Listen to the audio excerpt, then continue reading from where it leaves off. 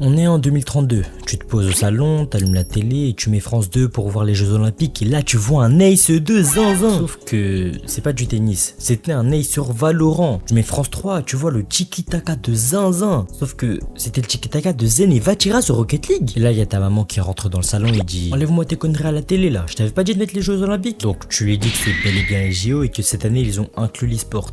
Donc ta maman elle s'assoit et comme prévu elle regarde les JO. Mais bon, on est arrivé aux athlètes de League of Legends, les meilleurs du monde. Et bon, t'as beau avoir bien poncé League of Legends, même toi t'as du mal à décrire l'action et expliquer le jeu à ta maman parce qu'il t'a fallu un bon 1000 heures de jeu pour juste identifier ce qui se passe lors d'un teamfight. Donc bon, vous changez de chaîne, repartez sur Rocket League et tu dis juste à ta maman que les voitures de France doivent avoir marqué dans les buts des Allemands. Donc ayant vite compris, elle commence à prendre du plaisir à voir ses voitures faire des pirouettes, défendre, tirer et même s'extasier quand la France marque. Bon, revenons au présent. Ce serait possible que dans un futur proche, l'e-sport se retrouve au JO? C'est la question que je me suis posée récemment en regardant une rediffusion des derniers LCS de Rocket League. Je veux dire, j'étais là devant mon ordi à avoir autant, voire plus d'émotions que quand je regarde un match de foot, étant donné que je suivais déjà les joueurs, connaissais leur personnalité et tout. Mais les Jeux Olympiques, c'est une compétition de sport.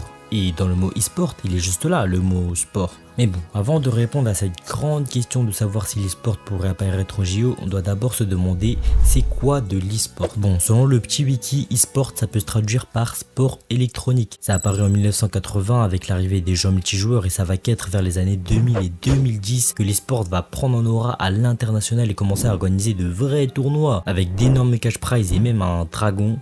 Oui, un vrai dragon. Donc l'e-sport s'est fait un nom par de gros tournois et événements majeurs comme le SWC, la MLG, la CPL ou encore la bien sûr connue et incontournable Evo qui ont attiré plus de 117 millions de téléspectateurs vers 2014. Et maintenant vers 2022, on a des chiffres encore plus faramineux avec 216 millions de WIB réguliers. C'est de la folie. Ok, c'est bien beau, l'e-sport ça a une petite scène, des cash prizes, des téléspectateurs, mais est-ce que c'est vraiment un sport ? Et puis, c'est quoi un sport même? Ok, selon le petit Wikipédia, un sport ça pourrait se définir par une activité physique, souvent compétitive. Dans certains cas, ça peut apporter de l'entertainment à des téléspectateurs. Ça doit demander une certaine dextérité.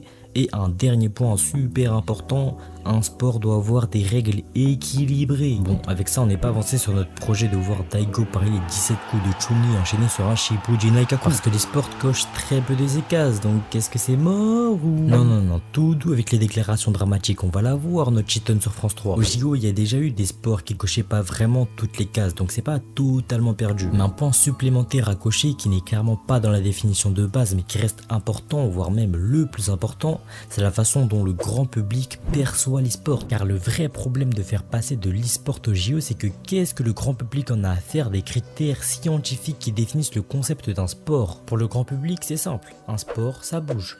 Parce que des athlètes de League of Legends, pour des gens comme ma mère ou mon père, c'est juste des gens qui n'ont pas de vie et restent coachés sur leur chaise toute la journée. Et le croquet pour le grand public, c'est sûrement plus un sport que l'e-sport. Mais imaginons que le comité international olympique ignore tous ces facteurs et que tous les téléspectateurs aient une image favorable de l'e-sport. Est-ce que même avec tout ça, un jour, il y aura vraiment de l'e-sport aux Jeux Olympiques? Et même avec ça, il reste des problèmes majeurs. Déjà, si le comité international accepte l'e-sport en tant que sport à part entière, il va même jusqu'à l'inclure aux Jeux Olympiques. Ça pose beaucoup de problèmes sur la définition du sport, si l'e-sport est un sport. Dans ce cas-là, pourquoi ne pas inclure une discipline comme les échecs au JO?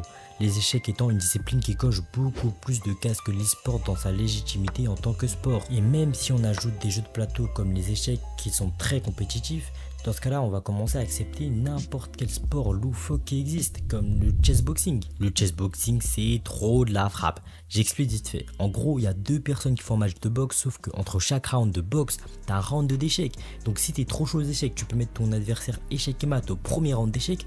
Et si t'es une grosse brute qui tape sur tout, tu mets un poco loco à ton adversaire, il dort au premier round de boxe. Bref, parenthèse fermée, j'étais juste obligé d'en parler, c'est trop goûté. Mais du coup, imaginons encore qu'on laisse vraiment que l'e-sport s'ajouter au JO et qu'on lui dédie sa journée. Le problème flagrant qui apparaît, c'est le choix des jeux. Bah oui, forcément, faut voir déjà la commu Smash qui se bat tous les jours de leur vie pour avoir les droits d'organiser des tournois avec un peu de cash prize. Donc bon, à part si les JO se passent au Japon, tu verras jamais un Mario faire un dunk à la télé. Et de l'autre côté, par exemple, t'as un Overwatch qui est vraiment un jeu bien ouvert à la compétition avec même des équipes associées à des villes et tout, ce qui est bien pour un sport. Sauf que à part si t'es bloqué en 2016-2017, tu sais très bien qu'Overwatch c'est finito pipo. Et je sais pas, c'est bizarre pour un sport ce truc de désertation d'un jeu. Je veux dire, tu verras jamais une vidéo sur YouTube dire le karaté est mort. Enfin, je veux dire, dans le sport, t'as pas de microtransactions abusées qui poussent les gens à boycotter le sport. Et même si, imaginons que tout ça ce soit pas un problème. Le vrai problème c'est que toi qui regardes cette vidéo, tu pourrais me dire ce qui se passe à l'écran. Si oui, t'as passé combien d'heures sur League of Legends? Parce que je pense pas que vous êtes beaucoup sur cette planète à pouvoir comprendre ce qui se passe à l'écran. Mais sur ce jeu par contre, tout le monde peut me dire ce qui se passe à l'écran, qu'il est joué 1000 heures ou 0. Et des jeux qui sont super techniques, méga compréhensibles avec une grosse scène compétitive comme Rocket League, il y en a pas beaucoup. Il y en a même juste pas d'autres en fait. Même pour les jeux de combat, ça va être impossible à faire comprendre à quel point cette action est incroyable sans obliger toute la population mondiale à passer une petite dizaine d'heures sur Street Fighter Third Strike. Et contrairement à l'e-sport, les autres sports, eux, quand tu les regardes, même si t'as jamais pratiqué, bah ça reste flagrant de voir qui gagne, si c'est serré ou si quelqu'un est en train de se prendre une tempête. Donc avec tout ce qu'on vient de dire, est-ce qu'on verra donc jamais de l'e-sport au JO? Le vrai problème, c'est que l'e-sport est trop jeune et que tous les problèmes qu'on vient de numérer montrent à quel point cette scène est fragile.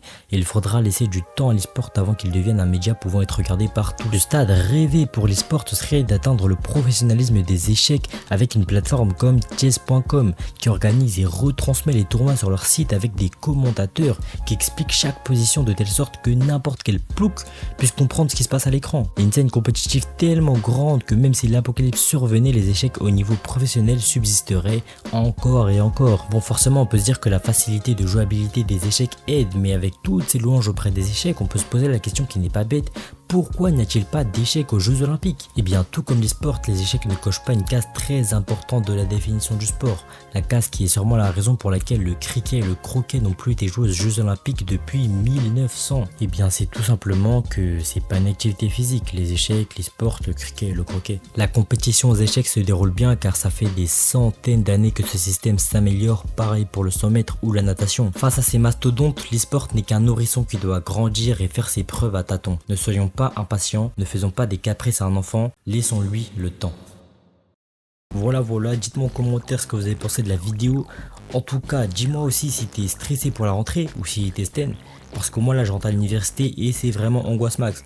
Donc voilà, raconte-moi ta vie en commentaire, je les lis vraiment tous. Tu peux aller checker les autres vidéos, j'ai répondu à tout. Donc commente mon gars. Bref, bois 2 litres de l'eau par jour et moi je te dis bye. Je suis le meilleur, je l'atteste. Faut les yépés dans la caisse. Oui, Charlie, j'acquiesce. T'es avec moi, t'es la plus belle de la pièce. Faut mais me laisse dans la S. J't'écris ma peine sur Antares. J'faisais des sons avant, ils étaient caisses. Maintenant, j'suis meilleur que la moitié des tests.